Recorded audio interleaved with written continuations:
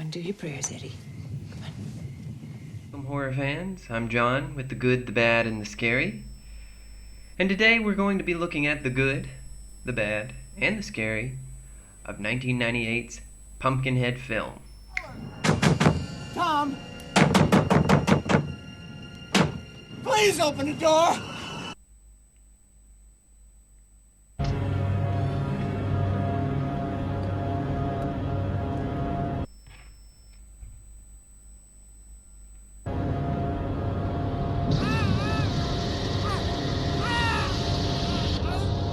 If your childhood was anything like that, then I'm sure you have a soft spot for 1988's slasher horror film, Pumpkinhead.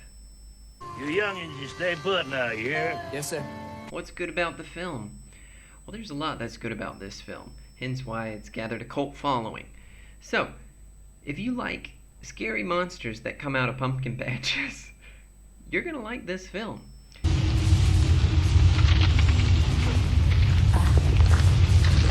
If you like those scary monsters to then go enact a bunch of revenge and kill a lot of teens, you're gonna enjoy this film as well. And as a bonus point, if you like good actors such as Lance Henriksen,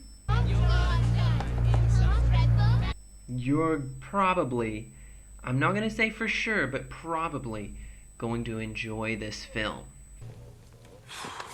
Another good point for me is that the plot is very simple, and the way the story is told, it moves along very quickly and easily.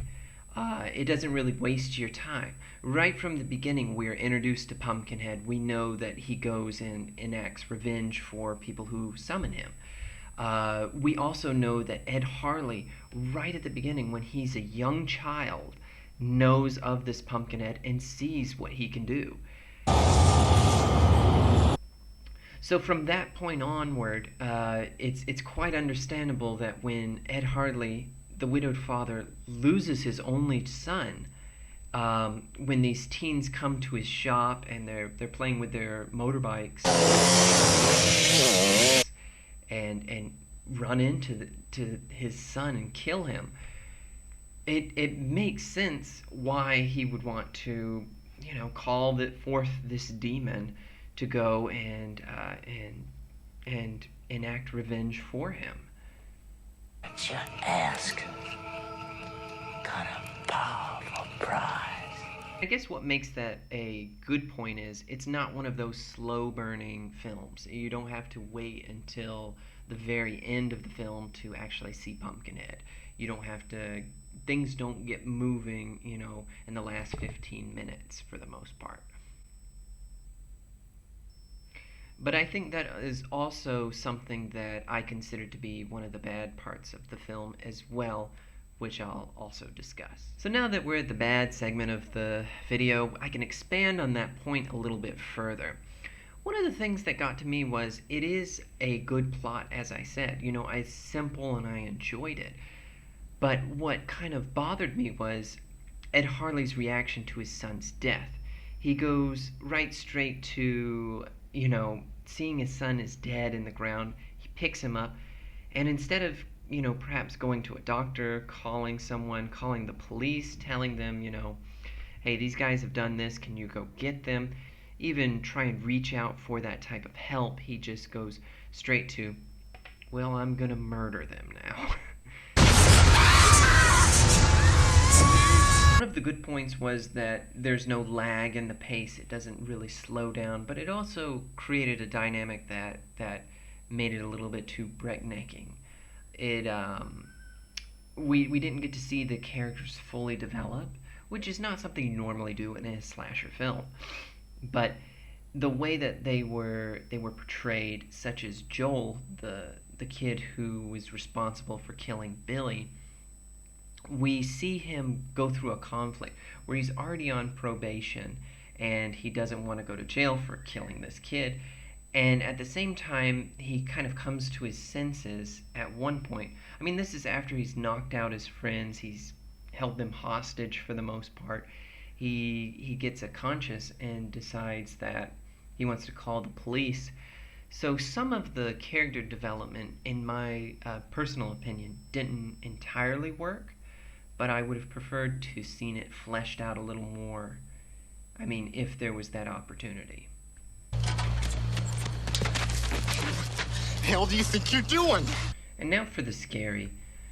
For this film, it's not particularly the most scary film. It has scary moments in it. I would say that Pumpkinhead looks scary as a character, if I were to say that anything is really terrifying in the film. Not too many people are worried about being hunted down by a demon from a pumpkin patch, but for the most part, I think some of the details create a scary element within them. And specifically, I'm talking about the fact that the effects team started to create Pumpkinhead to look more like Lance Henriksen near the end of the film.